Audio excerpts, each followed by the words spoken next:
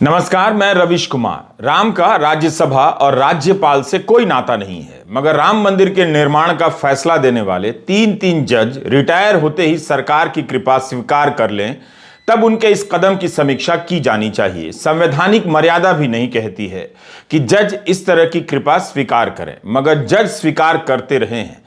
राम मंदिर के निर्माण के लिए फैसला देने वाले जजों का कोई अलग व्यवहार हो यह जरूरी तो नहीं, मगर इतनी तो सावधानी होनी चाहिए कि उनके किसी कदम से उनके पूर्व के किए फैसले पर आंच ना आए, उस फैसले की लोक समीक्षा होने लग जाए और वो संदेहों से भर जाए।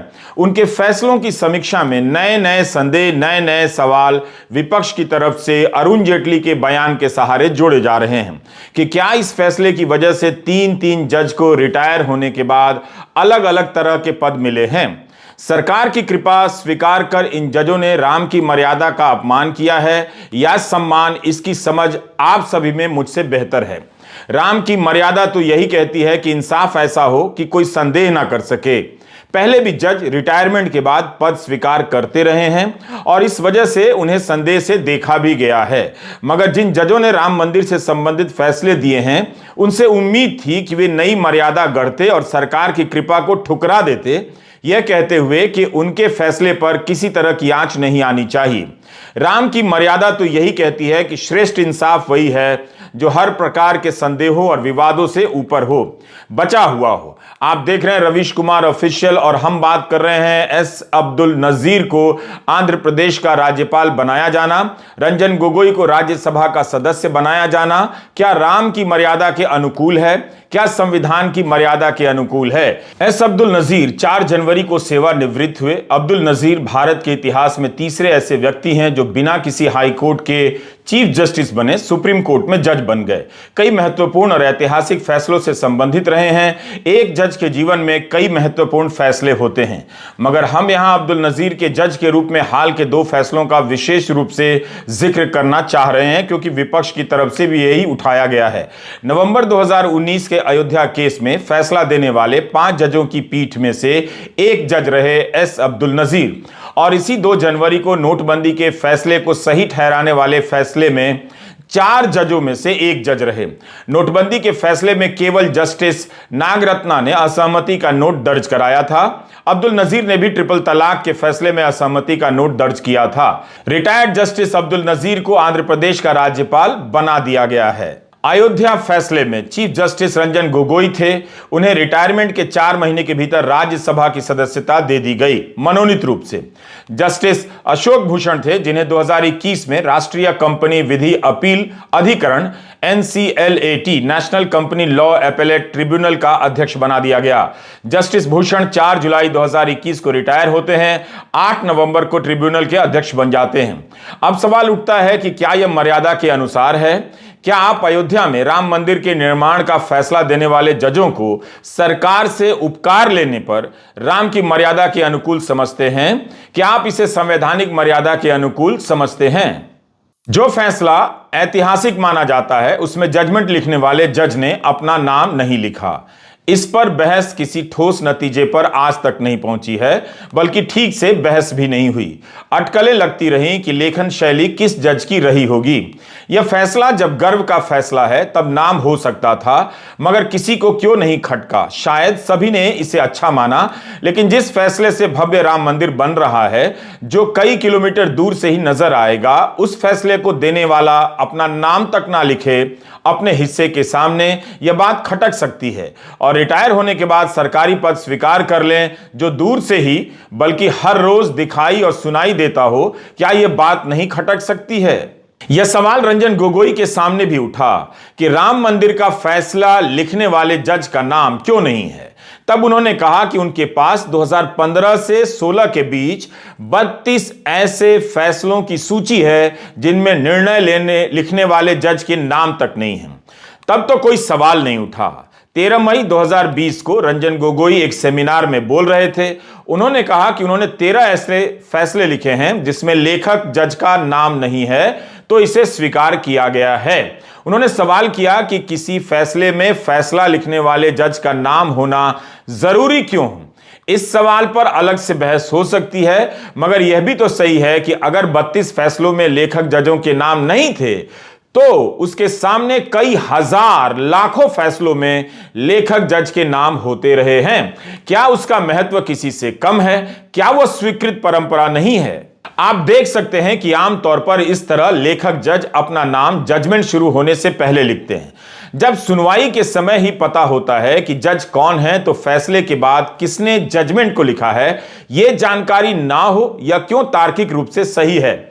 इस तरह से नाम का दिया जाना भी तो तार्किक रूप से स्वीकार किया गया है। तो क्या रंजन गोगोई का जवाब पर्याप्त रहा? कानून के जानकार इस पर समाज को और जानकारी दे सकते हैं। रंजन गोगोई ने कहा कि 5 जज ही लेखक हैं, फैसला लिखने वाले हैं। क्या आप ऐसे सिस्टम की कल्पना नहीं कर सकते कि 5 जजों का निष्कर्ष एक है और जहां वे अपना श्रेय नहीं लेना चाहते, क्रेडिट नहीं लेना चाहते? ये रंजन गोगोई के शब्द हैं जो बार एंड बेंच ने छापे हैं। यहां हमारा सवाल है कि क्या जज श्रेय लेने के लिए अन्य फैसलों में लेखक के तौर पर अपना नाम दर्ज कराते हैं? मई 2020 के सेमिनार में रंजन गोगोई जितनी सफाई देते हैं उतने ही सवाल पैदा कर देते हैं। वे कहते हैं कि क्या यह आत्मत्याग नहीं है, सेल्फ सैक्रिफाइस? अगर बात आत्मत्याग की है तो फिर रिटायर होते ही राज्यसभा की सदस्यता क्यों ली गई? राज्यपाल का पद क्यों लिया गया? ट्रिब्यूनल का पद क्यों स्वीकार किया गया? हमारा सवाल है कि क्या रिटायर होने वाले इन जजों को बाद में पद लेना चाहिए था, और वो भी इतनी जल्दी? बीजेपी के ही 2 बड़े नेता इसे गलत बताते रहे। नितिन गडकरी तो आज भी मोदी सरकार में मंत्री हैं। दिवंगत अरुण जेटली भी वित्त मंत्री, कानून मंत्री, रक्षा मंत्री के पद पर रह चुके हैं। उनका एक भाषण चारों तरफ घूम रहा है। उनके बयान को कांग्रेस प्रवक्ता अभिषेक मनु सिंघवी ने भी अपनी प्रेस कॉन्फ्रेंस में दिखाया और फिर अपनी बात रखी। The desire of a post retirement job influences pre-retirement judgments. It's a threat to the independence of judiciary. इस हिस्से को सिंघवी ने अपनी प्रेस कॉन्फ्रेंस में सुनाया।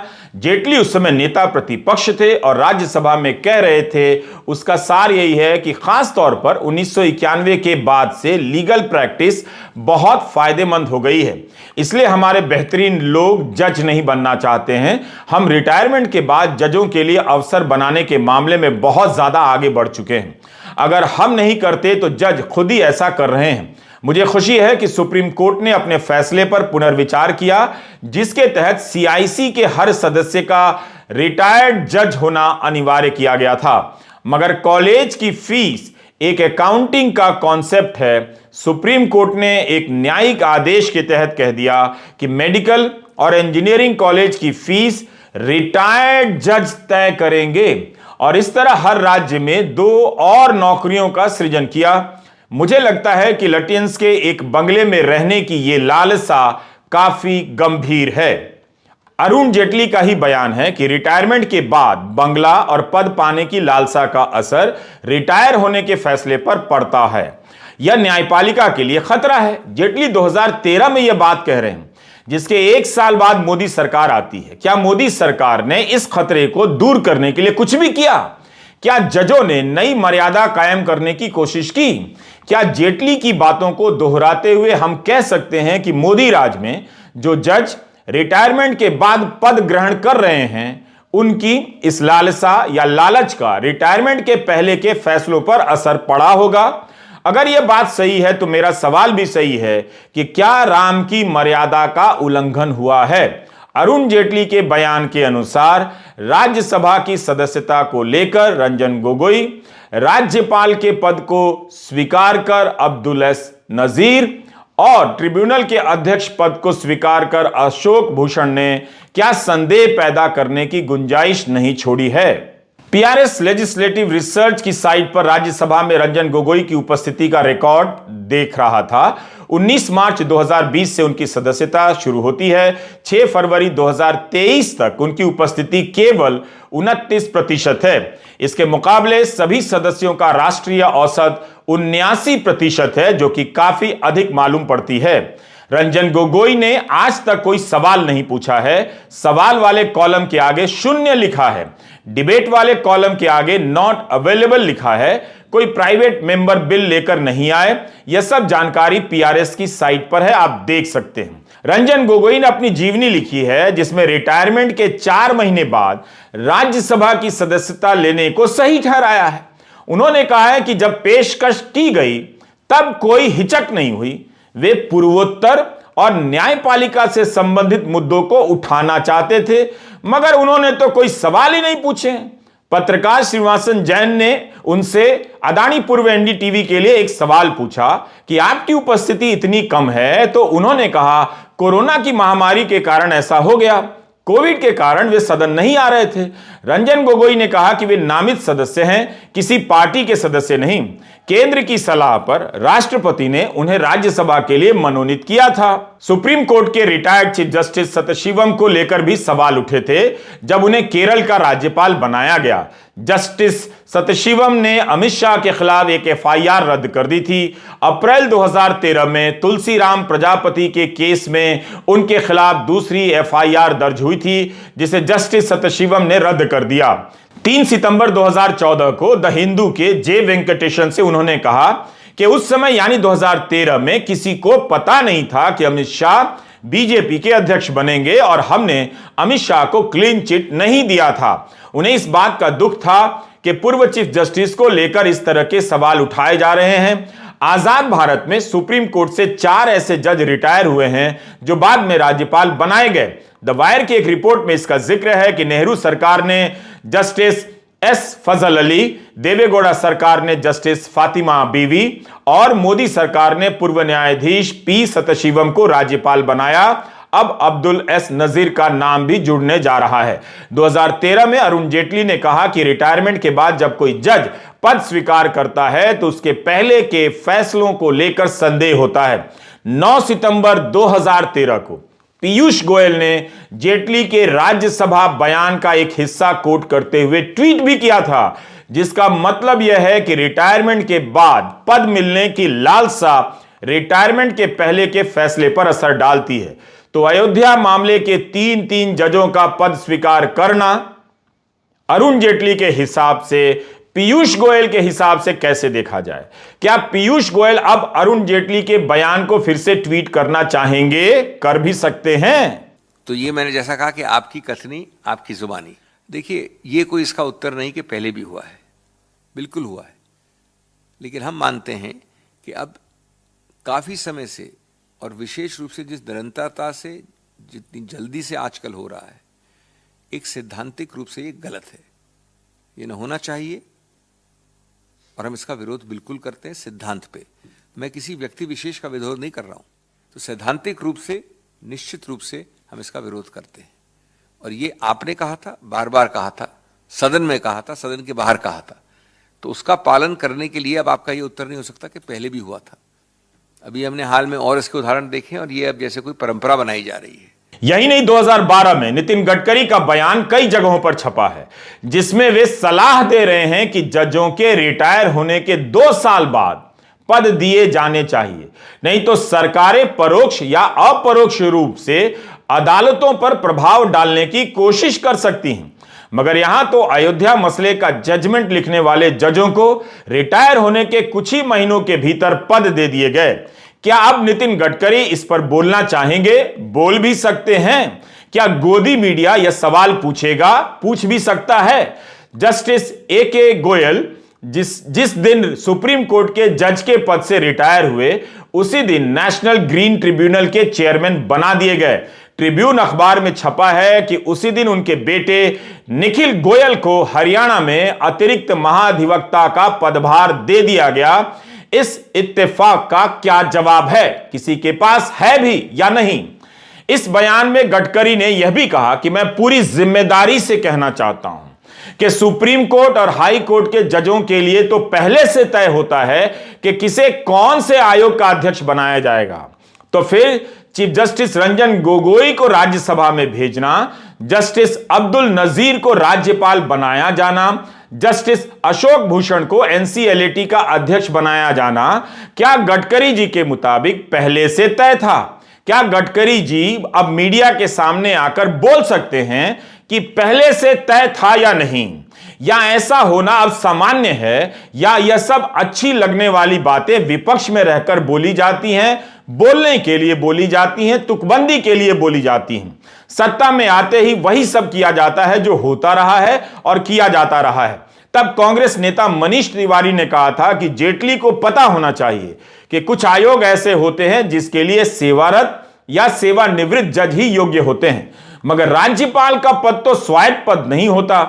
हम सब जानते हैं कि वह केंद्र का प्रतिनिधि होता है, उसके ही एजेंट के तौर पर काम करता है। इसके अनेक उदाहरण हैं। भले ही सैद्धांतिक तौर पर कुछ भी कहा जाए, लेकिन राज्यपाल होता तो केंद्र का ही एजेंट है, अब तो राजनीतिक कार्य भी करने लगा है। हम नहीं कहते कि इन पदों को स्वीकार कर लेने भर से इनके फैसले संदिग्ध हो जाते हैं। बीजेपी के ही नेता कहते रहे हैं कि इन पदों को स्वीकार कर लेने भर से इनके फैसले संदिग्ध हो जाते हैं, मगर बीजेपी के नेता अब क्या कहते हैं जब रिटायरमेंट के तुरंत बाद जजों को पद दे दिए जाते हैं। एक विवाद और चल रहा है। 7 फरवरी को मद्रास हाईकोर्ट में 5 नए जजों की नियुक्ति हुई। इनमें लक्ष्मण चंद्रा विक्टोरिया गौरी भी शामिल थीं। जस्टिस गौरी पहले मदुरई बेंच में बतौर सहायक सॉलिसिटर जनरल पेश हो चुकी हैं। इन पर कथित रूप से आरोप लगाया गया कि वे अल्पसंख्यक समुदायों के खिलाफ नफरती बयान देती रही हैं। जिस वक्त उनका शपथ ग्रहण समारोह चल रहा था, सुप्रीम कोर्ट उनकी नियुक्ति के खिलाफ याचिका सुन रहा था। जब तक शपथ ग्रहण समारोह समाप्त हुआ, सुप्रीम कोर्ट याचिका खारिज कर चुका था। हालांकि जस्टिस गौरी के समर्थन में भी बड़ी संख्या में वकीलों ने पत्र लिखा कि बतौर एक महिला वकील उन्होंने बहुत मेहनत की है। कई जगहों पर छपा है कि गौरी भाजपा की महिला मोर्चा की जनरल सेक्रेटरी रह चुकी हैं। इंडियन एक्सप्रेस में छपा है कि जस्टिस गौरी ने जवाब में कहा था कि सितंबर 2020 में मदुरई में सहायक सॉलिसिटर जनरल का पदभार संभालने से 3 महीने पहले उन्होंने भाजपा के सभी पदों से इस्तीफा दे दिया था और पार्टी की सदस्यता छोड़ दी थी। अमर उजाला में कानून मंत्री किरण रिजिजू का बयान छपा है। अखबार लिखता है कि कानून मंत्री ने समर्थन किया है कि राजनीतिक दलों से जुड़े वकील जज बन सकते हैं। पहले भी संसद के मौजूदा सदस्यों को जज बनाया जा चुका है। Justice KS. हेगड़े और जस्टिस बहारुल इस्लाम जब हाई कोर्ट जज नियुक्त हुए तब कांग्रेस के सांसद थे। अब समझना यह है कि अरुण जेटली के बयान को आज की भाजपा या मोदी सरकार किस नजर से देखती है। क्या तब जेटली झूठ बोल रहे थे कि जजों को फैसले के हिसाब से रिटायरमेंट के बाद पद दिया जाता है? तब गडकरी क्या लोगों को प्रभावित करने के लिए बोल रहे थे कि रिटायरमेंट के 2 साल बाद पद दिया जाए? मगर यहां तो उसी दिन पद देने के उदाहरण मिलते हैं। जस्टिस अब्दुल नजीर का राज्यपाल बनना, चीफ जस्टिस रंजन गोगोई का राज्यसभा का मनोनीत सदस्य बनना, जस्टिस अशोक भूषण का ट्रिब्यूनल का अध्यक्ष बनना, इनकी नियुक्तियों को क्या उनके पहले के फैसले से जोड़ा जा सकता है? राम की मर्यादा और संवैधानिक मर्यादा दोनों के हिसाब से क्या ऐसा करना सही लगता है? इस सवाल पर उचित मंचों पर बहस चलती रहे और सवाल भी उठते रहे। नमस्कार, मैं रविश कुमार।